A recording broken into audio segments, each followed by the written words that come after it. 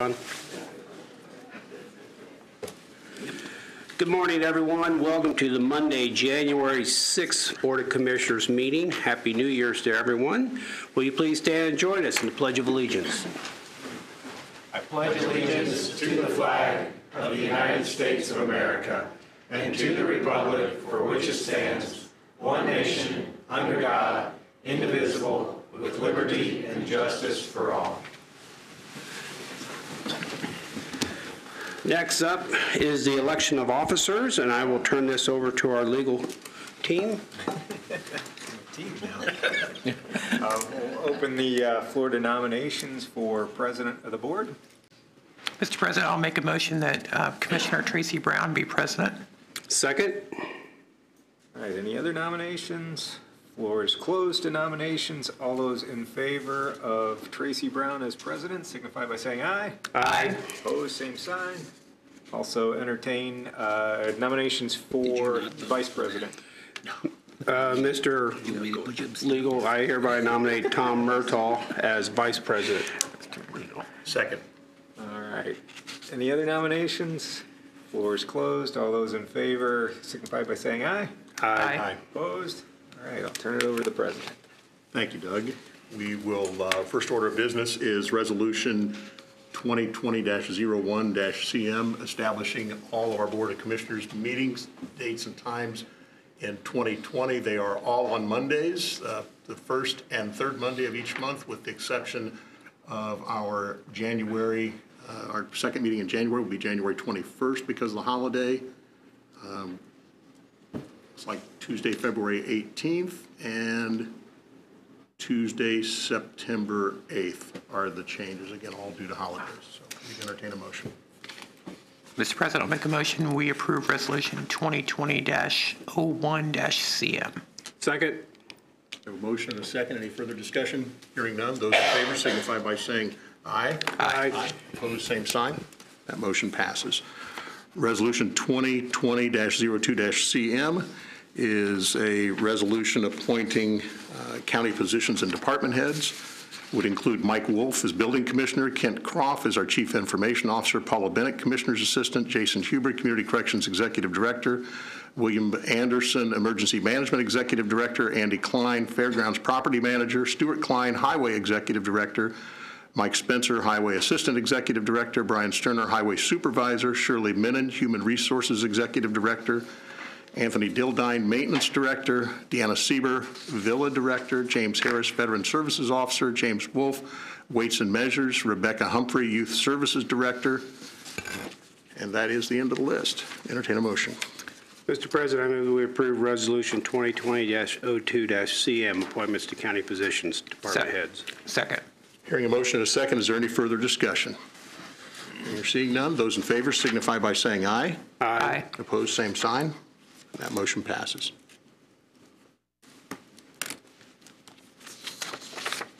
Now we have Resolution 2020-03-CM, a resolution to appoint to various boards and councils and commissions. From Exhibit A, Commissioner Murtaugh will be serving on the Area Plan Commission, Cary Home Advisory Board, the Drainage Board, Joint Purchasing Committee, Redevelopment Commission, Tippecanoe County Solid Waste Management District, Valley Oaks Health, and Wabash River Enhancement Corporation. Commissioner Byers, Convention and Visitors Bureau, Court Services Advisory Board, the Drainage Board, Human Resources Committee, Lafayette Housing Consortium, Local Environmental Response Financing Board, the TURF Board, Tippecanoe County Solid Waste Management District. I will be on the Area Plan Commission, Community Corrections Advisory Board, the Drainage Board, Local Emergency Planning Committee, Management Information Technology Services Advisory Board, Solid Waste Advisory Commission, and the Tippecanoe County Emergency Management Agency Advisory Board, and the Tippecanoe County Solid Waste Management District.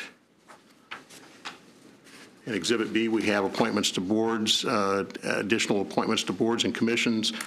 The Alcohol and Tobacco Commission, Holly Hughes, Animal Disease Control Emergency Coordinator, Dr. Chris Witt, Area Board of Zoning Appeals, Steve Clevenger and Jen Decker, Area Plan Commission, Vicki Pearl, Gary Schroeder, Board of Operating Company for the Battleground Golf Course, Rick Oliver, Board of Health, Demetra Foster, Thomas Paget, John Thomas and Nicole Noel. Child Protection Team, Rebecca Humphrey. District Planning Council for Indiana Homeland Security District 4, Jim Lewis. Economic Development Commission, West Lafayette, Steve Schreckengast. Human Relations Commission, Andrew Antonio, Renee Celeste, Debbie DeBruin, Devin Arms, Carolyn Johnson, Yadira Salazar, Mike Piggott, Meredith Richmond, and Sandra Sidner. Lafayette, West Lafayette Convention and Visitors Bureau, Becky Barnes, Teresa Sheets, Witkowski. Property Tax Abatement Board of Appeals, Scott Brown, Cheryl Butcher, Brad Niehauser.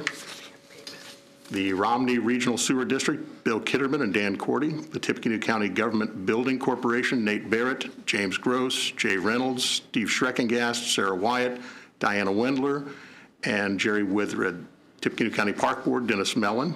Tippecanoe County Partnership for Water Quality, Zach Beasley and Dale Snipes is the alternate.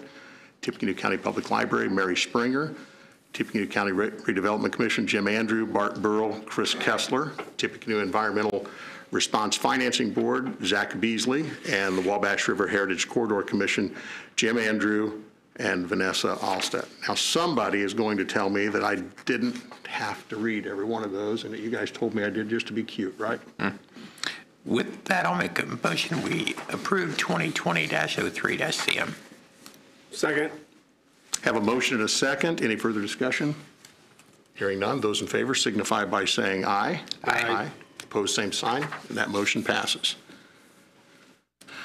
Commissioner Murtaugh, 2020-04-CM is being pulled from the agenda and will be on our next agenda. Contract for our attorney. This is the same contract we had last year, no change in the rates. Appreciate your consideration. Mr. President, I'll make a motion we approve the contract for legal services with Hoffman, Lumen, and Bush. Hoffman, Lumen, and Masson. Wow, that's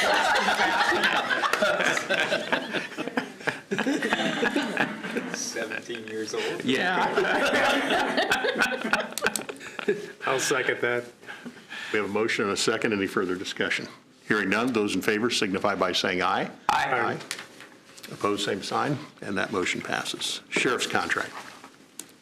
This is the same contract as we've had for years. There's a increase in the salary from last year based on what the council budgeted. I don't have that document in front of me, so give the number there. I do. It's $122,506. Okay. And just as a historical reminder, the reason we do this is because the default setting in the Indiana code is sort of an archaic thing where the sheriff would retain portions of the food budget and taxes collected, and that's just not a great way to do business. And we've done the contract, which is permitted under the Indiana code, and we've done that for as long as I can remember. So that's why we do this.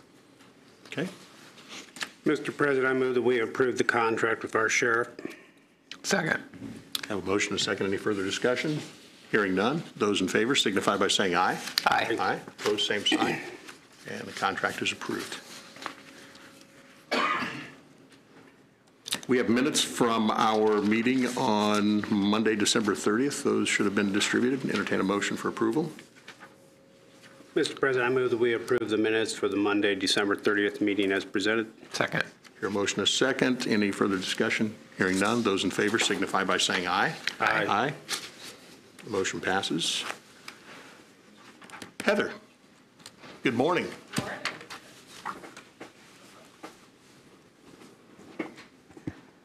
Good morning. That's how my mornings went. Okay, there we go. I'm Heather Maddox. I'm here once again to talk a little bit about the United States Census that's coming up April 1st of this year. I'd first like to acknowledge the commissioners. Thank you for forming the Complete Count Committee here in Tippecanoe County. Lafayette has done the same, West Lafayette too, and I think you're all kind of working together to make sure we get everybody counted. And that's really what's important, that everybody in our county gets counted. Everybody is a resident here. They deserve to be counted. They're a valued member of our community. And that, as we know, those statistics then in turn help us out here locally with a lot of things. $675 billion annual federal tax dollars are at stake. So when we go to do things like the river, we go to do things like roads and different projects you guys work on, fairgrounds when you write for grants, those statistics are important. It's important also to have a good reflection of our community and who lives here. Sometimes people say, well, I'm not going to fill it out. I don't see any of that money. But do your children go to school? Yes, they do, hopefully. Schools use it to plan. When businesses look at here to relocate, they look at it. School lunches, all things, the data really affects all of us. The exciting thing about this year is there are 3 ways people can fill it out. So, and I know you guys are working, we're all going to get this information out as we get closer, but everybody here, we all need to work together to let our colleagues, our friends, people that we interact with know that about mid-March, everyone will get a postcard or something kind of directing them for the first time that they can go and fill it out online. So hopefully we can get people to do that, right? Because then we got it done, it's cost effective, that kind of thing. If they don't do it online, then they're going to get the form in the mail. Then people hopefully will fill out the form. But what we can use is if you don't want someone to knock at your door, then either do it online or fill out the form, because if they don't fill it out, that one of those 2 ways, then about mid-April, they're going to start getting knocks at their doors where, hey, Tom, you forgot to fill this out. Can we help you do that now? And, get it all filled out. I do want to emphasize the data is very secure. It is not shared at all. It's not even shared with other government agencies. So the IRS doesn't get this, FBI doesn't get it, FSSA doesn't get it. It's all the census under Title 13 keeps that data. If it's breached, there's huge fines, there's jail times, that kind of thing. So we want to make sure that word gets out too. Obviously, we do release the aggregated data, right? Who lives where, how many females, how many African Americans, Hispanics, Caucasians, that kind of thing. But as far as the personal data, that does not get released to anyone. Why that is important is because sometimes, for instance, some historically hard to count populations like children under 5, why would they not be counted? Well, sometimes custody arrangements, grandma is raising them when really mom's supposed to have them because, for whatever reason, she's getting child support, So we need to make it clear that grandma put that child under your household, or whoever is living where April 1st, 2020, and we're not sharing that with anyone. We just need a head count of who's here. Okay. Another exciting thing, and I've mentioned this before, there are jobs available with this. They are $18.50 an hour, part-time. They start about March. Training, mileage, if that applies to you, will be paid. You are going to go door to door, but it's not unexpected. If they haven't filled it out, it's just knocking on their door and saying, hey, we need you to fill this out. Some can be done by phone call. There are also some other jobs, like recruiting jobs and stuff. So if you're like, well, why do I apply now? It's not going to start till March. For one, we need you to apply now because the process sometimes takes a while. For 2, there might be some other jobs available. You also get paid every week. So this is a great job for people retired, people looking for second income. You can do it nights and weekends. You set your own hours. And then you work remotely with, someone will check in on you and you have to report to them and turn your stuff in. They provide all the equipment, that kind of thing. For people in the community that might be a little worried about, people going door to door, they do pass a background check, so that is required. They must be 18 by census day. So if you have a child that they're not 18 yet, but they will be by April 1st, they can go ahead and apply. Students, this could be a good opportunity for them to work around their schedules. This is short term, but it's decent money, and it's something that's easy to do. What if you get a job between now and then? Well, you simply just say, sorry, I can't take the job now, or you can do it as a second job. But we really need to get these jobs filled because right now we only have about 400 filled here in Tippecanoe County, and we need about 1,500 people to get the job done. So you can just push people to fill it out online. It's online. You go to 2020census.gov/jobs. Very easy. Takes about 10 minutes. They'll send you an email saying, hey, Heather, we got your application. We'll get back to you. The process might be a couple weeks, so if you don't hear anything right away, don't worry. They'll get back to you. But we do need people to apply for those jobs. we're fighting against a decent economy here, as you know, and we do have a lot of jobs available, but so we kind of need to think outside the box as to how we can get people reached. So Heather, is there still a long form and a short form? The long form is the American Community Survey, which some people might get. That's something that's actually done throughout, not just in decennial census years. This is actually the decennial census that's done every 10 years. It is constitutionally mandated that we do this, but the long form is something that they send out just to get updated data about income and housing and stuff like that in the community. This will be the short form. So this, they're just going to ask you basically who you are and when your birth date is. They are going to ask race and some questions like that, and they're going to ask who else is in your household. Please do not confuse this with voter registration or taxes. This is not saying that you are a longtime resident of Tippecanoe County. This is even if you're here for 3 months. So students, we really need the students because this is the first time that Purdue is annexed into the county. So Mayor Dennis is really, they're working, they've got a great plan actually. I mean, Zach Patz, I think, is his head that's doing their, Bryce Patz actually is heading their committee. He's excellent. They've got a plan about how they're going to reach the students. He's got a little link on the city website. They're going to send it out in Nextdoor and all that because we need the students to apply for the jobs, but we also need them counted because that can make a big difference when West Lafayette, is applying for grants and looking to do different projects and stuff like that. Again, hard to count population. Renters sometimes are hard to catch because if they move around or they don't get the form. So property managers, we can encourage them to kind of maybe once, drop it in their tenants' mailboxes. Hey, the census is coming up. We need you to fill it out. So, just if we all work together, then we can get a good count for a good complete count for our county. Any other questions? Very good. All right, thank you. Thanks again. Mr. President, I'll make a motion we hear ordinance 2019-30-CM on second and final reading. Second. Doug? Yeah, as you know, we passed a major overhaul of the animal control ordinance in 2014. Since then, we've had some experience with it and had some discussions about how to tweak it, and so this makes some adjustments. One, it makes the at-large and damage to property of another provisions applicable to commercial farm animals. So commercial farm animals are generally excluded from the application of this, and they'll remain excluded for the most part, but the pieces we wanted to get in there is if they get loose and are running at large in the road or something, or damage a neighbor's property, then that's subject to a fine.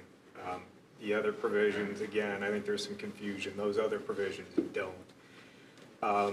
There's a provision that sort of loosens the definition of ownership in the case of feral cats. Normally, if you have an animal on your property and feed it for more than 3 days under the ordinance, you're considered the owner. In the case of feral cats, you can get out of that if you notify the animal control officer within 24 hours of feeding and sheltering the cat. We also changed the terminology of vicious animal to hazardous animal. This is really just a semantic thing. Our experience was that when you call somebody's loved pet vicious, they push back in a way that maybe softer language like hazardous wouldn't. It sounds kind of silly, but I think as a practical matter, it might help. It adds to the list of prohibited acts, subjecting animals to unsanitary conditions that are hazardous to their health. Currently, it says that if you keep animals in unsanitary conditions that are hazardous to other people's health, that's a violation, but we didn't have anything specific to the animal themselves. Similarly, we specify that it's a prohibited act to maintain animals in a quantity greater than the owner can care for, such that the conditions are hazardous to the animal's well-being. We've had some hoarding situations where it was potentially ambiguous as to whether that was a violation. So we're adding that if you have so many animals in there that it's hazardous to the animal's health, that's a violation. So we require that owners maintain humane conditions for their animals, and we have some examples. We add to those examples that you have to provide them with sanitary conditions and adequate exercise.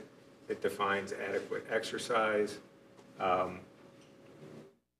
specifies that subjecting an animal to inhumane environmental conditions constitutes abuse. We modify the time a person has to challenge a decision of the animal control officer, reduce that from 60 days to 30 days. We require the animal control officer to keep a hazardous animal list.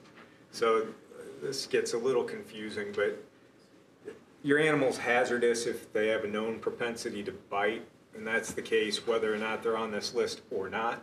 But if there is a bite situation causing serious injury or I think bites to children, then the animal control officer is required to put the animal on the list. And if they're on the list, then there's a presumption that they are a hazardous animal, which in turn triggers your obligation to take special care to keep them under control, fenced in, that kind of stuff. And it also just generally directs the animal control officer to administer a cat colony program. Thank you, Doug. Thank you overall for your work on this, and thank you to Seth Kirkendall from the Sheriff's Office, our animal control officer. Spent a lot of time along with the local team here looking at that. Commissioner Byers, I know you received at least a call with a concern. Well, the one thing, I had a couple calls from some citizens. One is, and Doug did hit it there at the beginning, about commercial agriculture, where really this ordinance not really in focus on them too much. Right. So just to clarify, so with this ordinance, we don't want to be in the business of, say, regulating confined feeding operations. That's just a whole nother ball of wax. So, like, for example, we have this adequate exercise thing. That's really just going to apply to those domestic animals. And the commercial animals is really just right now, it's just if they're at large or if they're damaging neighbors' property. Okay, and then I had another citizen call me, and you talked about loose animals could be, their reason be cause an accident or something like that. And the one person brought up a situation, what if my neighbor's tree falls on my fence and my animals get out? Who's then? I know, I mean, where he's trying to tell the neighbor to get rid of the tree, but the tree ends up landing on the fence and the animals end up getting out. So, I mean, I'm assuming it's common sense, I would hope, on yeah, I mean, there's our control officer so on the that. animal control officer, it's not in the ordinance, and if you want Seth to speak to his practice, he can, but I think very typically he gives warnings a couple of times before he writes somebody up for an at-large animal. So typically if it gets to my office for enforcement, these people have had several contacts with the animal control officer. I mean, but just to answer your question, I think technically the owner whose animal got loose might be on the hook under a strict reading of the ordinance, because you just can't write it to accommodate every eventuality. Right. But right. I have a lot of confidence that the animal control officer would not cite the person under these circumstances. I think it's worth at least having it noted, because Seth may not have this job forever. Right. And there could be a new officer 2 weeks from now. Who knows? I mean, so I'm just using an example. We know how tough the sheriff is. So anyway, but that is an example. I mean, I know what we're trying to put on paper, and I know that we have a great officer right now, but I'm just trying to make sure if 5-10 years down the road, everything's changed, by then we'll have to redo the ordinance again anyway, probably. But, so, no, I thank Tracy and this group for taking this up and going. I did have a similar call from a citizen about the whole fence issue and learned a lot more about fence maintenance than I'll probably ever need to know. But after I talked to Doug, it boiled down to the owner would still be responsible for the damage caused by the animal. There may be a civil issue between the two property owners as to the way the fence was or wasn't maintained. And I think we can work with that. It is a novel approach, and I'll focus primarily on the number, because a lot of municipalities and counties focus on a number of pets, and that number is very arbitrary. I like Seth being able to use this as a tool, that it's a common sense approach. You can't have any more than you're capable of caring for. Period. And we do have two parallel sets of law. There's a zoning issue where if they have more than 3 dogs, I'm not sure how it applies to cats, then it falls under a kennel.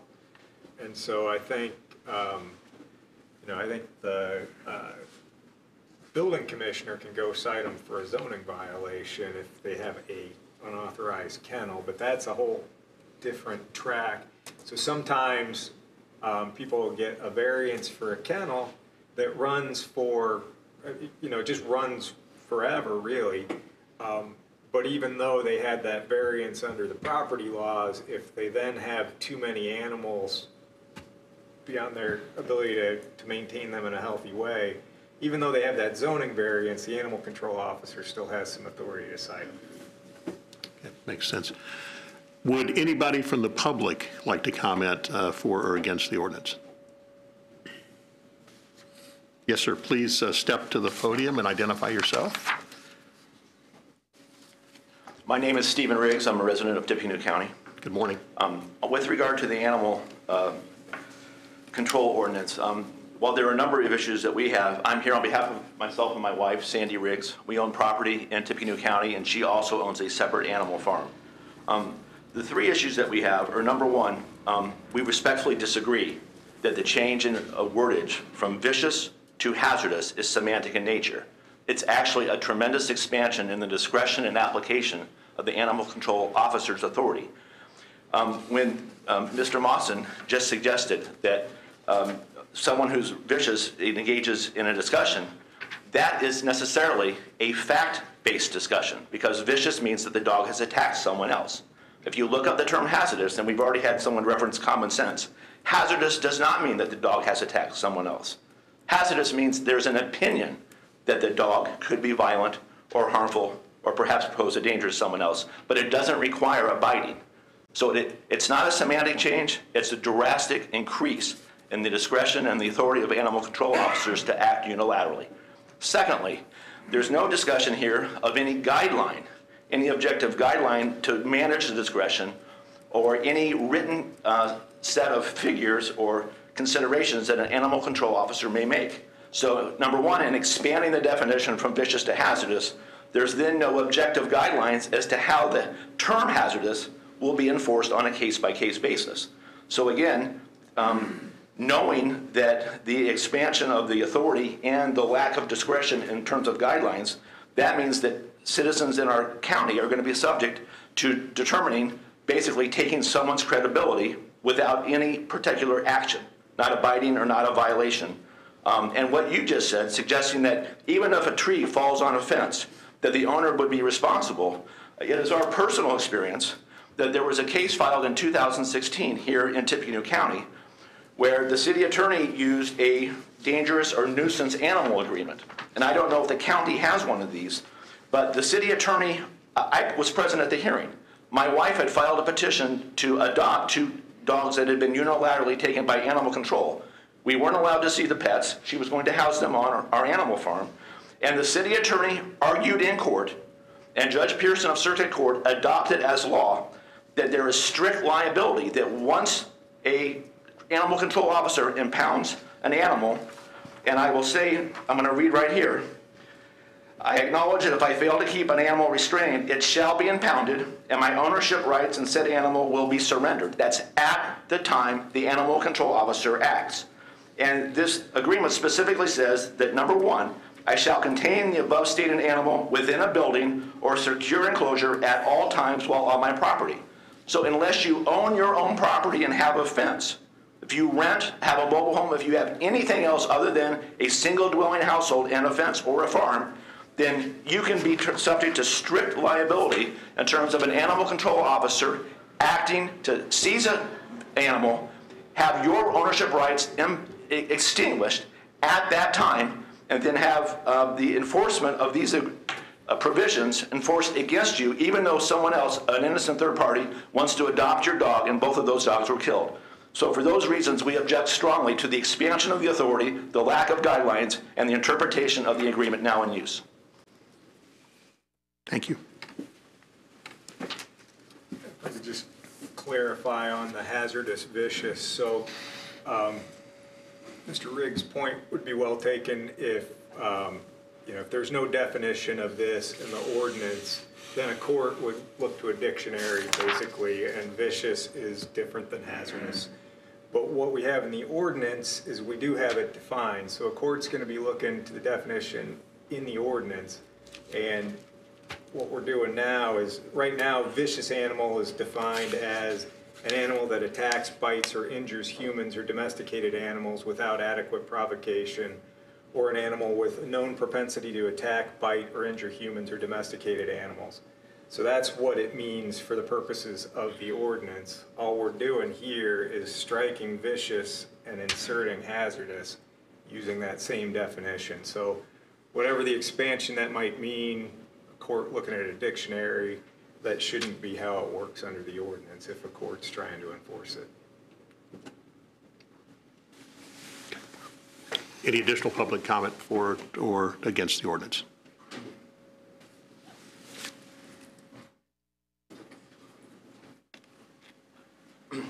I would say again, with all due respect to Mr. Mawson, that a similar definition of vicious was contained in the current ordinance, and it says without adequate provocation.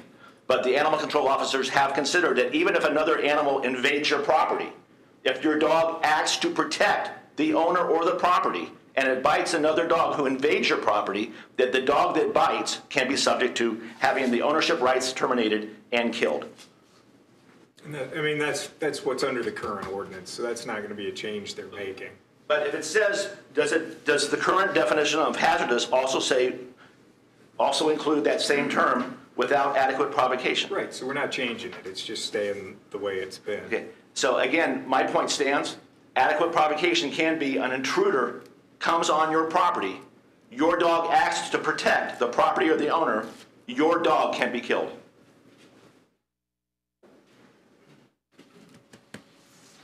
Okay. Any questions from the board? Yeah, I'd like to hear Seth on that answer.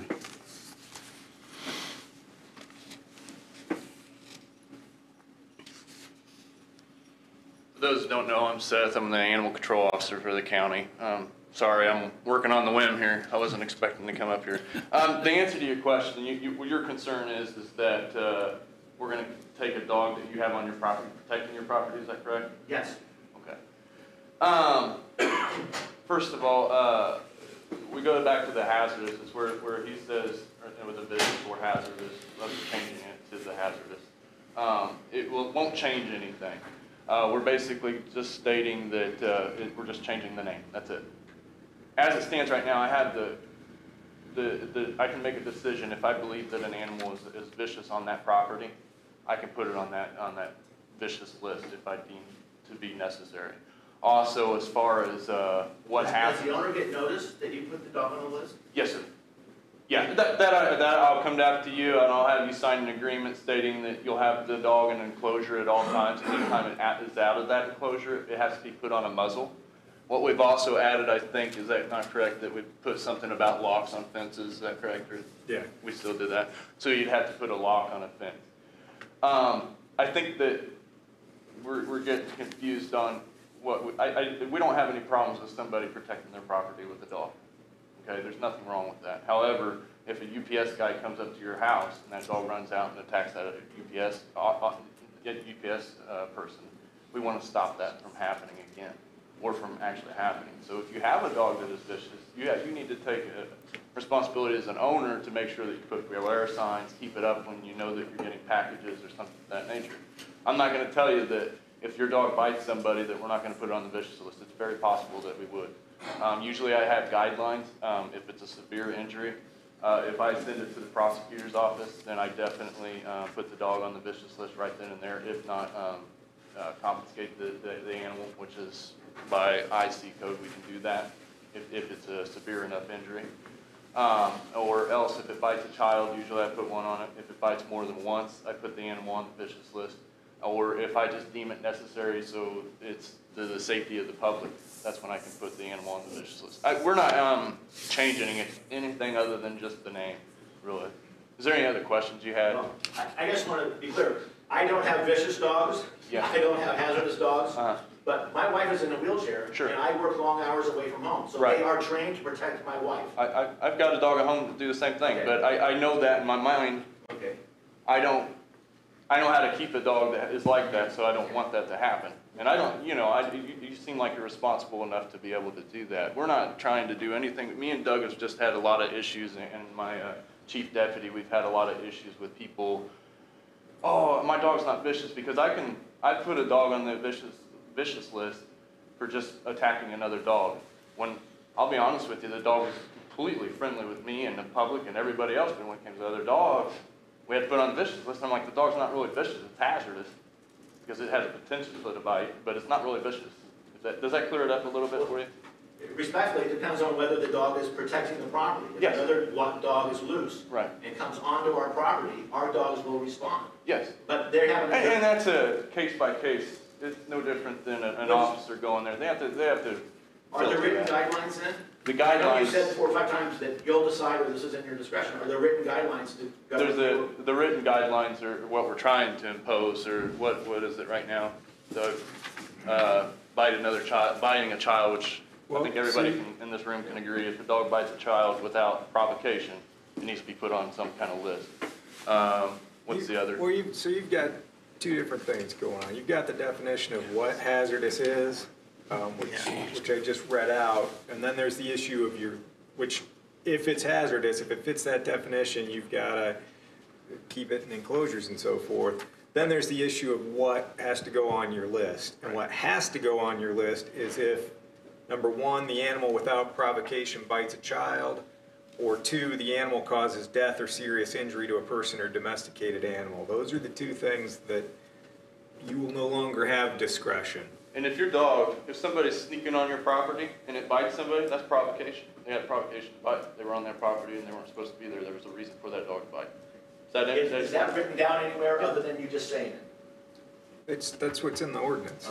It's already in there. Okay. Now, the other question I just wanted to hit on just real quick is you said something about if a neighbor's tree falls on the fence and it breaks.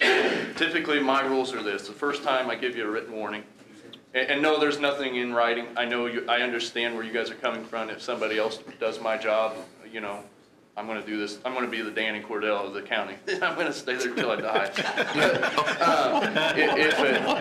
If a dog, the first time, it's a written warning. I work with people. I don't want to sit here and write citations because it's more work for me. He knows that. The second time, it's the mandatory neuter and spay, which we already have in effect. The third time is a $200 fine. The fourth time, after I can't get it through your head after that, it's a $2,500 fine and a mandatory court date.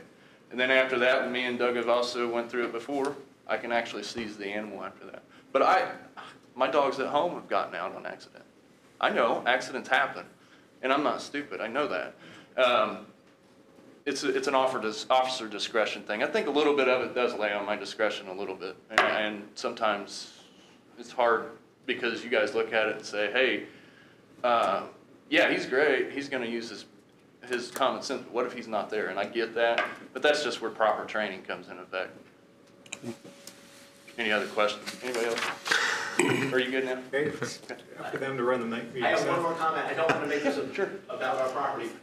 Animal control on at least 3 different, our next door neighbor has dogs that run. Yeah. They run out in the street, they run to Walmart a mile away, they run all over and poop in our yard. Animal control collects those dogs and takes them back home and lets them in the door of our next door neighbor. Are you in the county? Yes. Okay. So it's happened 3 different times. I don't believe that I've done that. Maybe a deputy when I'm not there has. Okay. 'Cause That's why I asked if typically- there's any written instruction, because they even told her to go onto our property, up to our back door. Yeah, and I don't do that. That might have been in We're the nice past. to dogs. We like Typically, dogs. what I do on if I get a call for a dog, if they have a chip, what I'll do is I'll contact the company. I'll figure out who owns the dog. I'll give them a written warning, and if it happens again, obviously we'll go up to the stages that I just told you. Okay.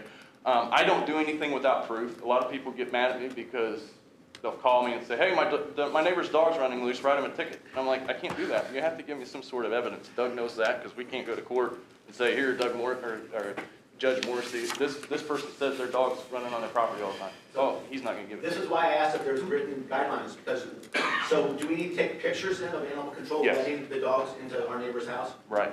But that just comes All right, along this, with. I'm going to interrupt you here Yes, because we're go really ahead. getting into, I Yes, want to stay sir. focused. I Yeah. appreciate the I said- discussion. I said, I don't want to get in, Yep. so, thank you. Yeah, you're welcome. Thank you, Seth. Thanks.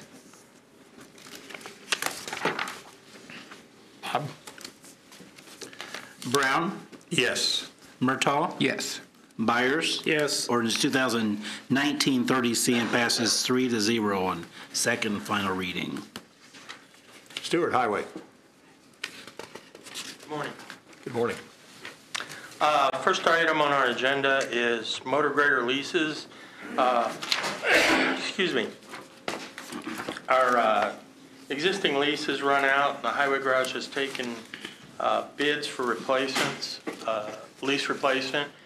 We received 2 bids, one from McAllister Machinery for Caterpillar and one from West Side Tractor Sales for John Deere equipment. The John Deere equipment was at a lower price and met the specifications of our fleet maintenance department very well. We are recommending that the garage be allowed to enter into a lease agreement with with West Side Tractor for leases of a 3-year lease of the 4 new motor graders. Recommendation letter. Mr. President, I'll make a motion. We approve the lease agreement with West Side Tractor Sales for the new motor grader. Second. We have a motion, a second. Any further discussion? Hearing none. Those in favor signify by saying aye. Aye. Opposed, same sign. Motion passes. You previously accepted bids on Bridge 53 on County Road 500 South, awarding to HIS contractors. I have their payment, performance, and maintenance bonds in the amount of $844,504.42, which was the bid amount. Mr. President, I move that we accept the payment bond, performance bond, and 1-year maintenance bond, which HIS contractors as stated. Second. Have a motion, a second. Any further discussion? Hearing none. Those in favor signify by saying aye. Aye. Aye. Opposed, same sign.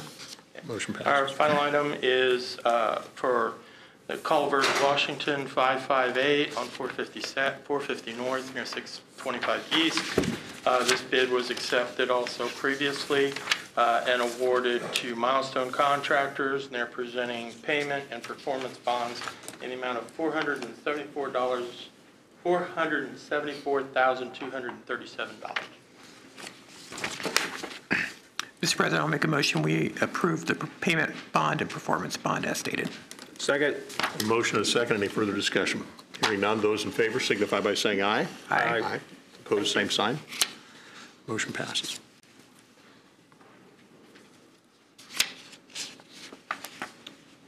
Amy, Public Defender.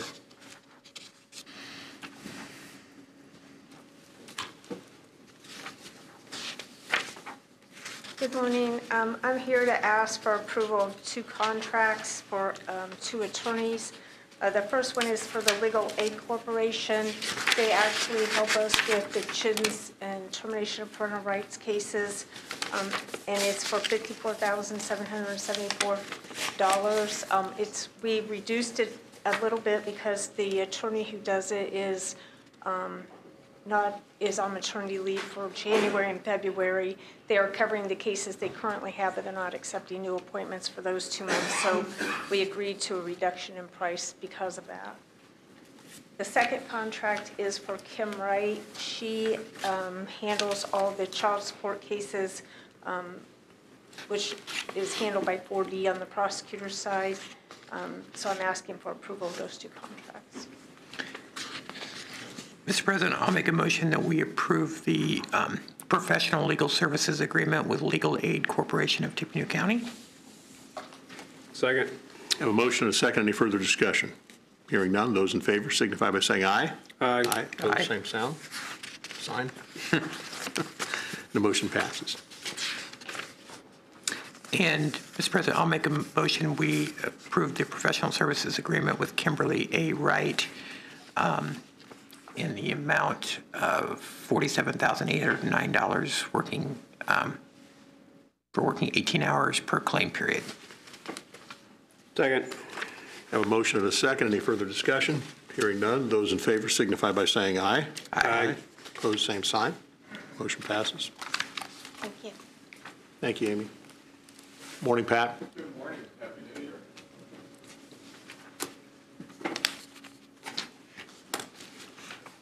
Go ahead. I'm pleased to ask to accept this $101,651 grant from ICJI for our high-tech crime unit, which is vital for us to continue our equipment and training of that unit and law enforcement that are assigned to it. So this is a renewal? Pardon? A renewal? Renewal it is. Yeah, okay. I think it's our 4th or 5th year we got this grant. Perfect.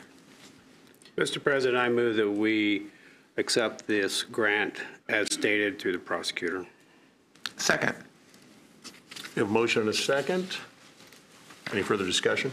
Hearing none. Those in favor signify by saying aye. Aye. Opposed, same sign. Thank you. We have a change order for courthouse renovation project. Tom? Grants. I'm sorry, grants. It's okay. Appreciate that. This morning, we'd like to ask permission for the Health Department to apply for one of the 25 student internships nationwide for the National Environmental Health Association, the NEHA, which there's no cost to the county, and the Department of Health would provide a mentor, work plan, and documents for the NEHA.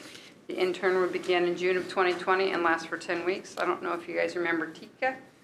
That's where this is the type of program that this would be for. Mr. President, I'll make a motion, we grant permission to apply. Second. We have a motion and a second to apply for the grant as outlined. Any further discussion? Hearing none. Those in favor signify by saying aye. Aye. Opposed, same sign. And the motion passes.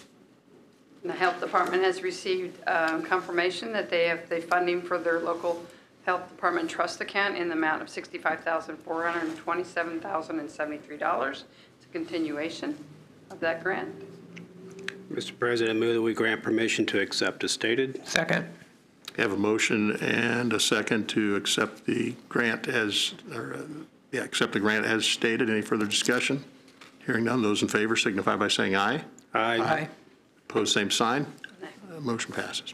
The Health Department also received their local health maintenance fund grant for $72,672.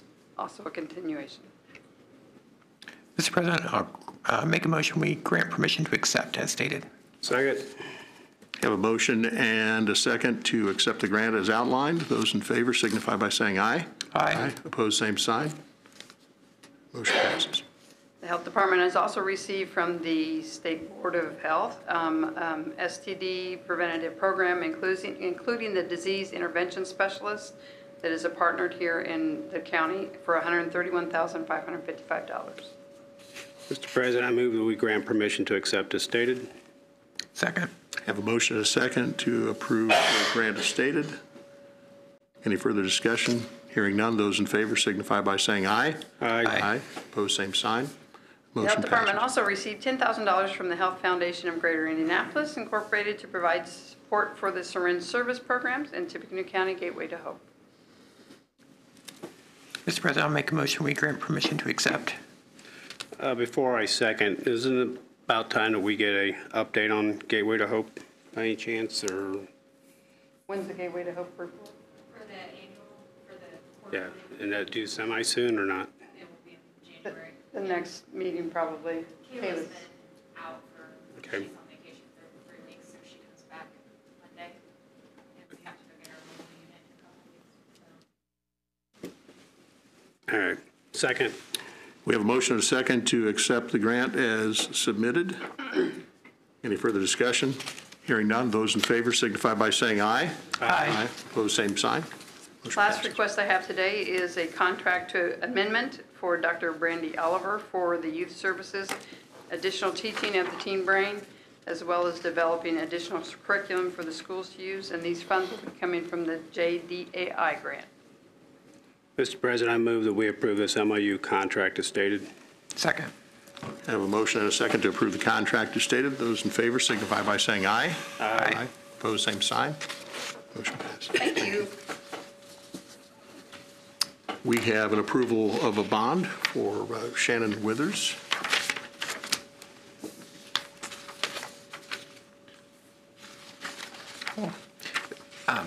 I'll make the motion that we approve this bond that's done annually for the Recorder's Office for Shannon Sue Withers. Second. I have a motion and a second to approve the bond for Shannon Sue Withers. Those in favor signify by saying aye. Aye. Aye. Opposed, same sign. It is approved.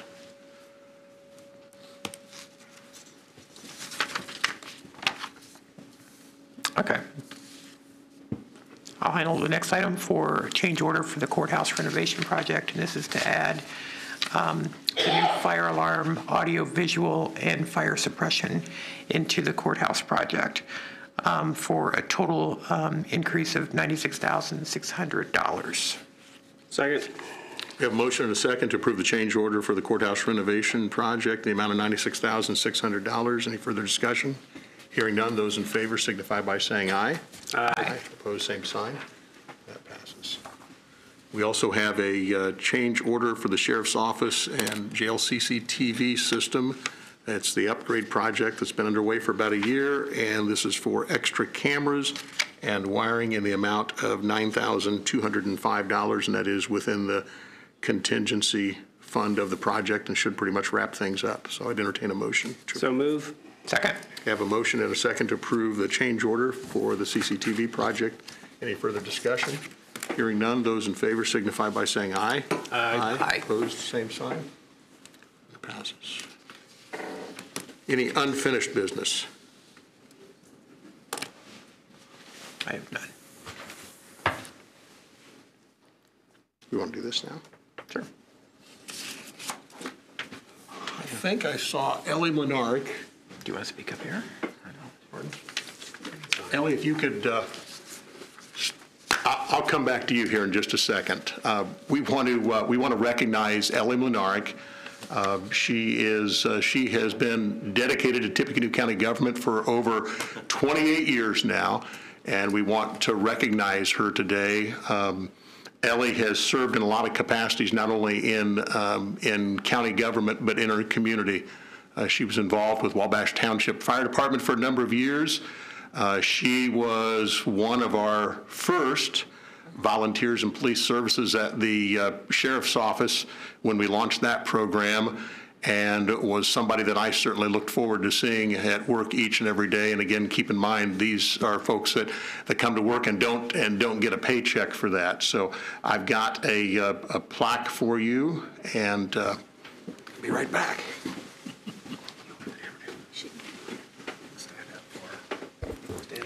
And her cookies were always greatly appreciated.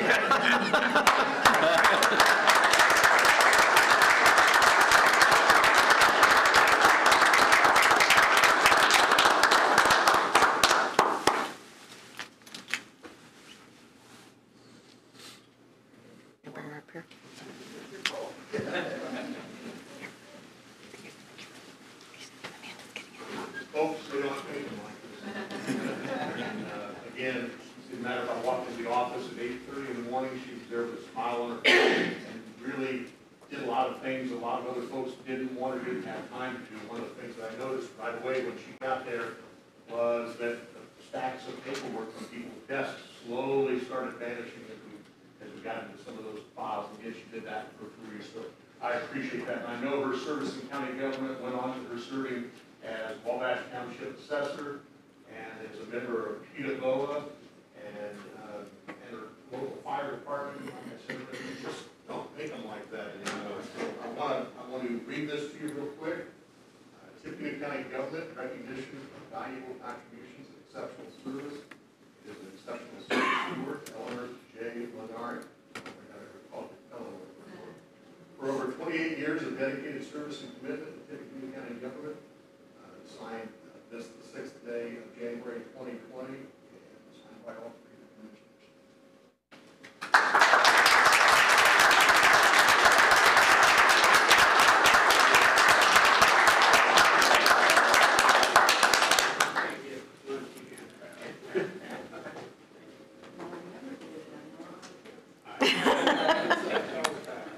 Everybody hear that? We actually went to Europe together. With the Harrison High School band.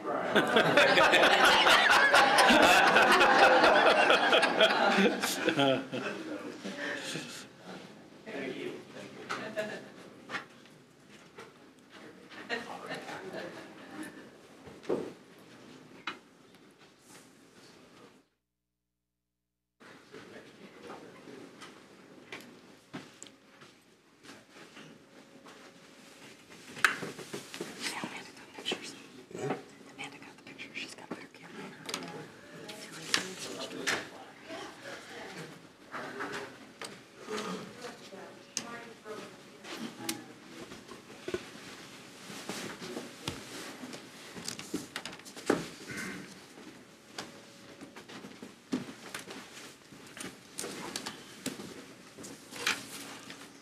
Our reports on file are from the Building Commission and Wabash River Heritage Quarter Commission.